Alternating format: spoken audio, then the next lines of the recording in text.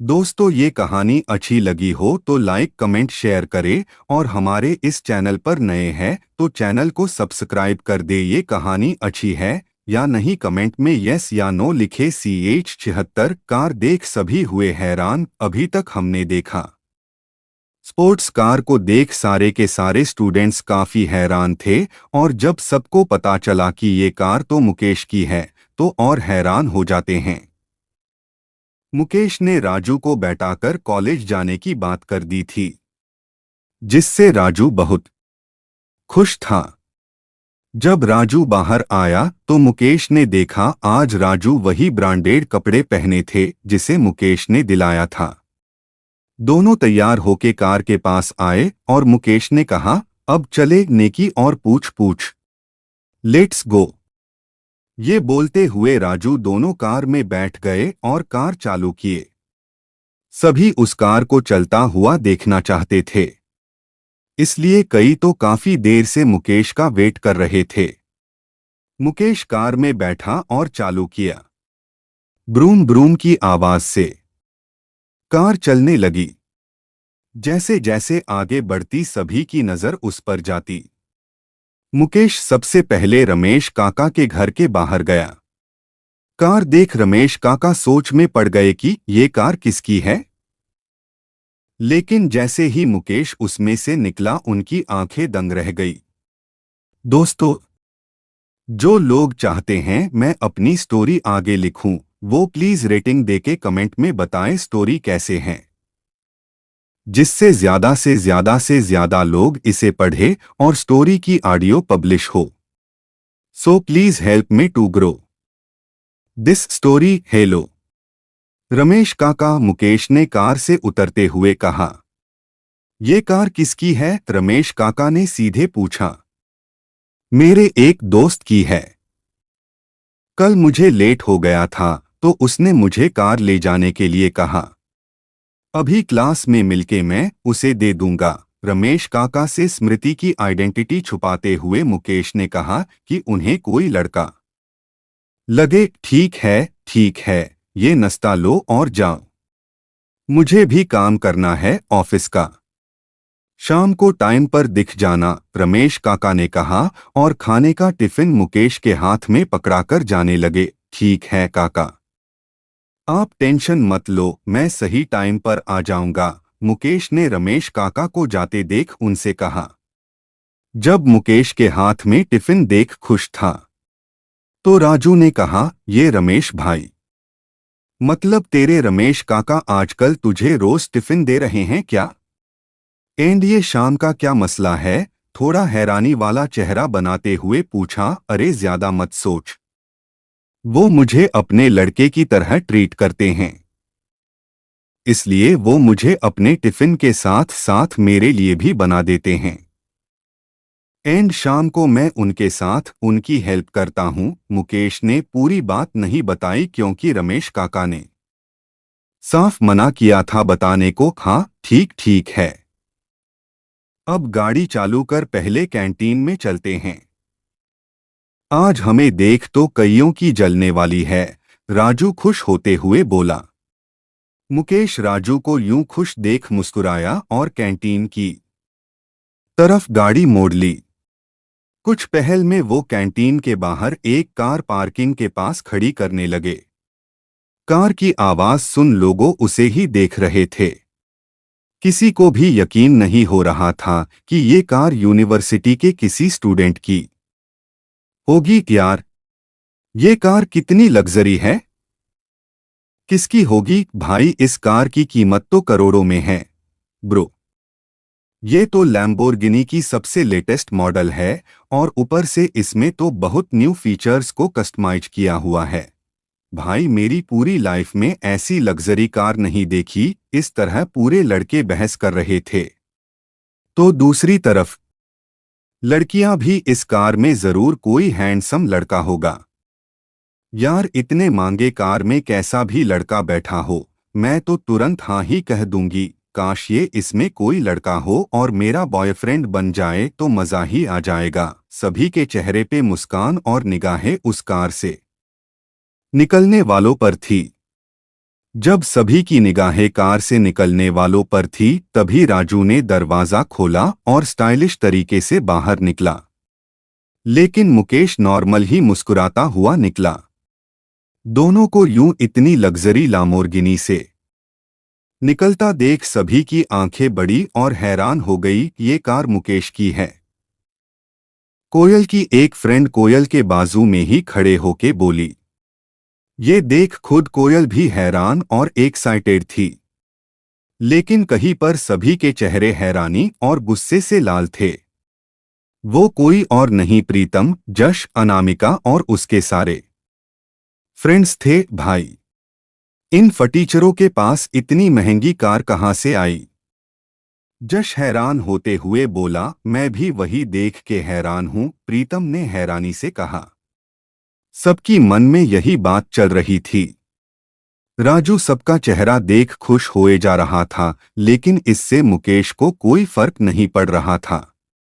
मुकेश राजू के साथ आगे निकल गया, लेकिन एक बार भी अनामिका की तरफ नहीं देखा। हाय मुकेश, कोयल ने पीछे से पुकारते हुए पास आने लगी। मुकेश ने जैसे ही कोयल को देखा तो स्माइल करके बोला, ओ हाय, आज तुम काफी हैंडसम लगे रहे हो। और ऊपर से ये कार भी कितना ब्यूटीफुल है। ये तुम्हारी है क्या? कोयल ने एक्साइटमेंट पूछी। जीन मुकेश कुछ बोला उसे पहले राजू आगे आ गया। हाँ, ये कार मुकेश की ही है। क्यों, तुम्हें भी राइड करनी है? राजू आगे आते हुए एटीट्यूड में कहा। नहीं, ऐसी कोई बात नहीं है।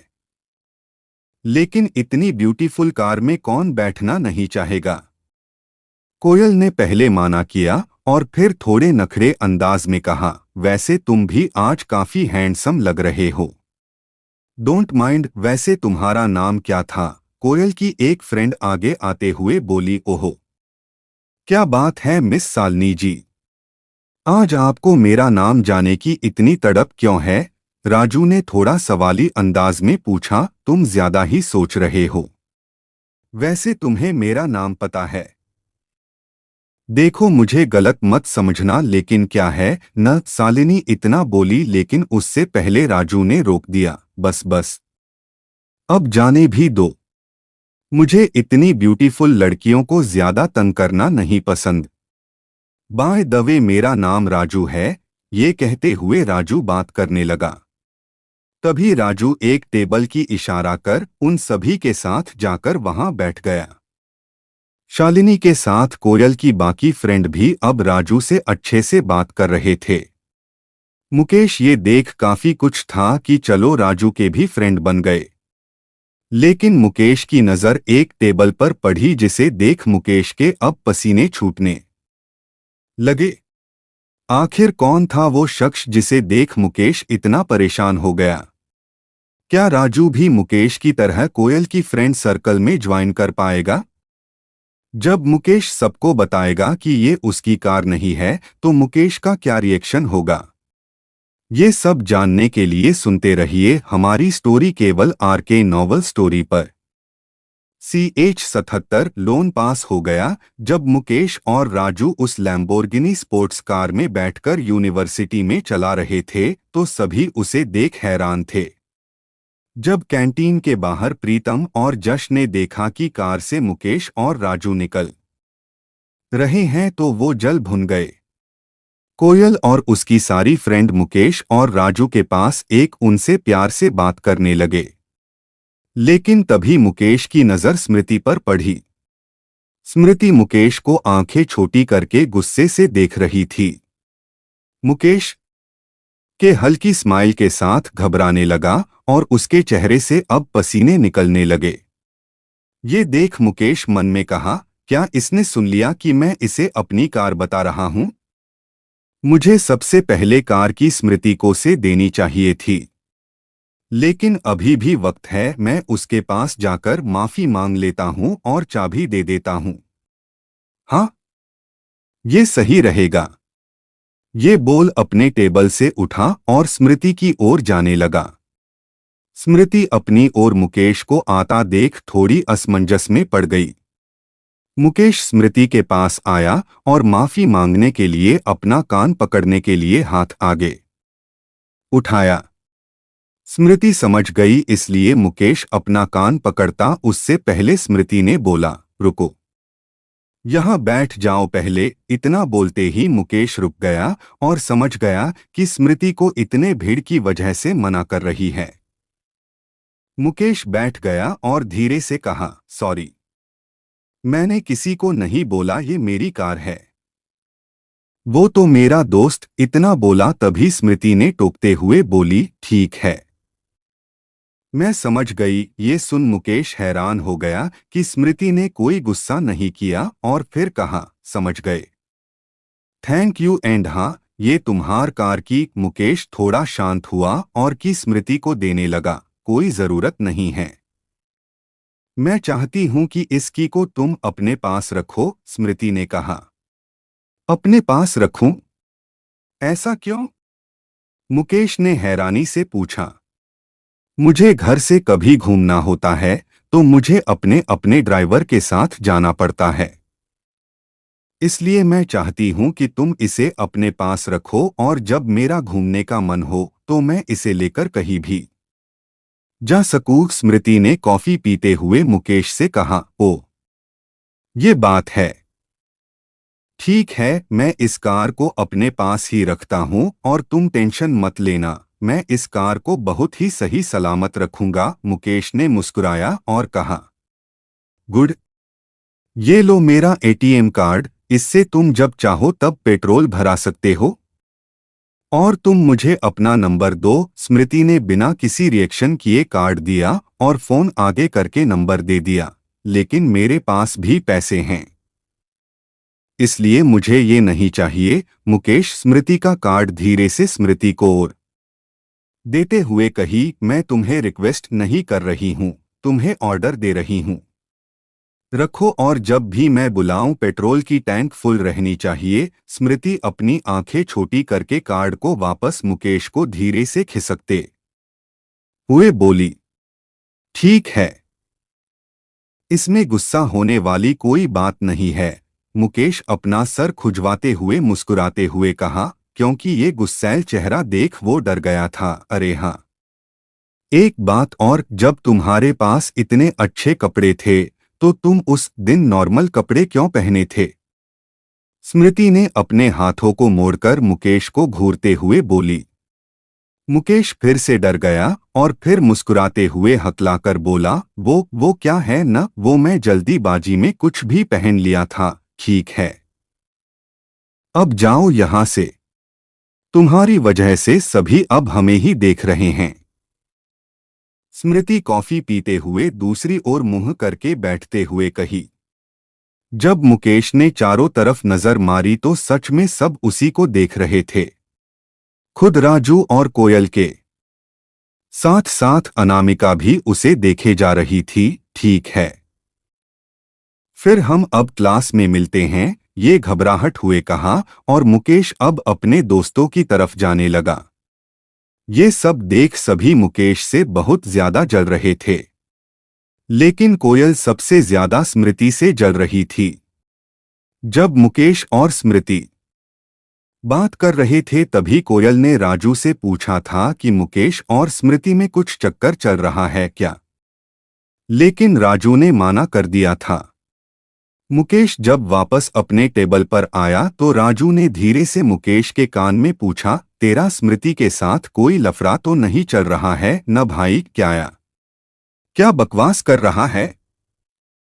वो मुझे सिर्फ पढ़ाई में हेल्प करती है और कुछ नहीं, ज्यादा सोचने से अच्छा अपने मैच पर ध्यान दे। ऐसा कहते हुए मुकेश ने अपना सर नीचे कर लिया।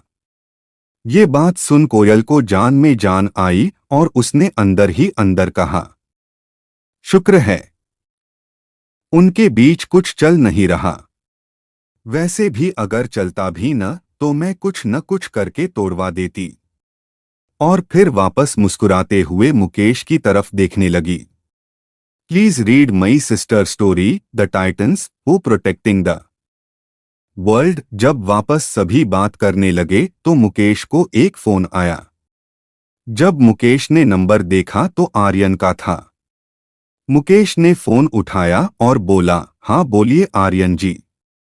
काम हो गया क्या? एस मुकेश सर, सिर्फ 5 लाख नहीं पूरे 10 लाख कंपनी देने के लिए तैयार हो गई है। जब कंपनी को प्रोजेक्ट दिखाया वो मान गए। आर्यन ने खुशी बोला, ये तो काफी अच्छी बात है, लेकिन हमें इतने की जरूरत कहाँ है?